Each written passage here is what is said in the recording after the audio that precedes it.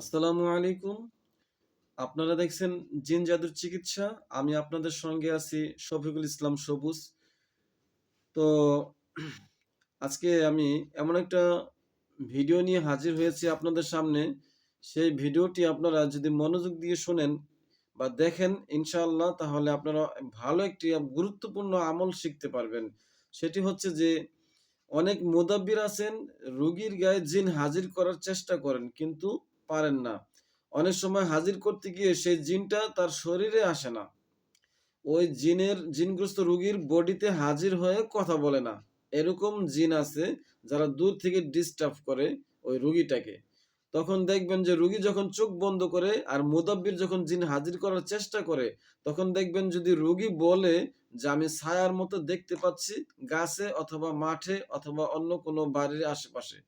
তাহলে ওই ছায়ার মতো জিনটাকে যে দেখতে পাচ্ছে রোগী, তখন মুদাব্বির ওই জিনটাকে যেভাবে বন্দিশ দিবেন ওই বন্দিশের নিয়মটা আমি আজকে বলে দেব। বন্দিশ ২ ধরনের হয়। একটা হচ্ছে যে যখন রোগীর উপর জিন হাজির হয়, ভর করে, তখন এই জিনটাকে বন্দিশ দেওয়ার এক নিয়ম। আর যখন রোগী দেখতে পায় চোখ বন্ধ করে যে আমি ছায়ার মতো দেখতে পাচ্ছি, সে হাসতেছে অথবা নড়াচড়া করতেছে অথবা বসে আছে। গাছে হোক, মাঠে হোক, বাড়ির আশেপাশে হোক। এরকম যদি দেখতে পায় তাহলে যারা মুদাব্বির তাদের উদ্দেশ্যে আমি বলতেছি, আপনারা যারা জানেন না এই জিনটাকে কিভাবে বন্দিশ করবেন, ১ জন হোক অথবা ৫ জন হোক, তখন আপনারা এই নিয়মটা যদি অবলম্বন করেন যে সূরা আর-রহমানের একটি আয়াত বলবো, এই আয়াতটি পড়ে আপনারা জিন বন্দিশ করতে পারবেন। ওই ছায়ার মতো যে জিনটা আপনি রোগী দেখতে পাচ্ছে ওই জিনটাকে আপনি বন্দিশ দিতে পারবেন। তো আমি বলে দিচ্ছি যে সূরা আর-রহমানের একটি আয়াত আছে।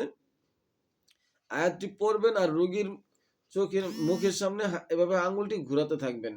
আর মনে, মনে আল্লাহর কাছে নিয়ত করবেন, আল্লাহ এই রোগীটা যেই ছায়ার মতো জিনটাকে দেখতে পাচ্ছে, আল্লাহ আপনার পবিত্র পাক কালামের সাহায্যে আমি এই জিনটাকে বন্দিশ করে ফেলবো।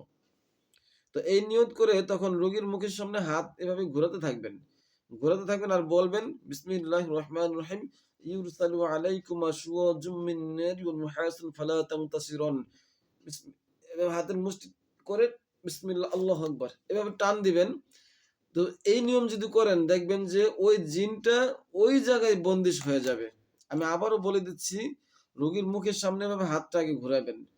ঘুরাইতে থাকবেন আর সূরা আর-রহমানের আয়াতটি পড়বেন। ইউরসালু আলাইকুমা শুওয়াজুম মিন নারি ওয়া নুহাসুন ফালা তামতাসিরুন। বিসমিল্লাহ বিসমিল্লাহ আল্লাহু আকবার। এভাবে টান দিবেন ইনশাআল্লাহ। ওই জিনটি যদি গাছে হয় অথবা মাঠে হয় যেখানেই হোক না কেন, জিনটা ওই জায়গায় বন্দিশ হয়ে যাবে। তো যদি বন্দিশ হয়ে যায় তাহলে আপনি ওই জিনটাকে আ আপনার হাতকে ছুরি বানিয়ে জিনটাকে জবাই করে দিতে পারবেন অথবা মেরে ফেলতে পারবেন অথবা জ্বালিয়ে দিতে পারবেন। এই জ্বালিয়ে দেওয়া, জবাই করার যে নিয়মগুলো আছে, আপনারা ওই নিয়মগুলো প্রয়োগ করবেন ইনশাআল্লাহ। ওই জিনগুলি আপনার ওখানে মারা যাবে অথবা বন্দিশ হয়ে যাবে। তো এই নিয়ম করলে ইনশাআল্লাহ ওই জিনগুলি থেকে রোগীটা পরিত্রাণ পাবে এবং আপনার উসিলায় রোগীটা সুস্থ হয়ে যাবে। যেই জিনগুলি ছায়ার মতো দেখতে পায় এই জিনগুলি সহজে ওই জিনগ্রস্ত রোগীর শরীরে আসতে চায় না। তো এই জিনগুলি অনেক মুদাব্বির আছেন তার শরীরে আনতে পারেন না, তারা ব্যর্থ হন। তো যারা আনতে পারেন তাদের সেই নিয়মটা আমি পরবর্তী ভিডিওতে আপনাদেরকে বলে দিব। তো আপনারা আজকে এই পর্যন্ত এই নিয়মটা শিখেন যে এই জিনগুলি ছায়ার মতো দেখতে পায় এই জিনগুলিকে বন্দিশ দেওয়ার নিয়মটা যে আমি বলে দিচ্ছি এই নিয়মটা আপনারা প্রয়োগ করেন ইনশাআল্লাহ। আপনার ছায়ার মতো যে জিনগুলি দেখতে পাচ্ছে এই জিনগুলি বন্দিশ হয়ে যাবে এবং মারার ব্যবস্থা করতে পারবেন। আর রোগী সাথে, সাথে ইনশাআল্লাহ সুস্থতা লাভ করবে। তো আমার এই ভিডিওগুলি যারা দেখতেছেন তাদের কাছে আমার অনুরোধ, আমার এই ভিডিওটা যদি ভালো লাগে ইনশাআল্লাহ সবাই লাইক দিবেন এবং আমার চ্যানেলটি সাবস্ক্রাইব করবেন। পাশে থাকা বেল আইকনটি টিক মার্ক করে দিবেন। যাতে করে প্রতিদিন যে ভিডিওগুলি নিয়ে আসি এই ভিডিওগুলি সবার আগে আপনার কাছে নোটিফিকেশন হিসেবে চলে যাবে ইনশাআল্লাহ। তো এইজন্য আমি সবার সুবিধার্থে বলি এই কথাটা। তো আপনারা যদি আমার চ্যানেলটাকে সাবস্ক্রাইব করেন বা লাইক দেন তাহলে আমার আগ্রহ জাগবে। আমি প্রতিনিয়ত আপনাদেরকে এরকম ভিডিও বানিয়ে আপনাদেরকে উপহার দিব। যাতে গোপন, গোপন আমলগুলি আপনারা শিখতে পারেন। তো আমার জন্য সকলে দোয়া করবেন। আসসালামু আলাইকুম। সবাই ভালো থাকুন।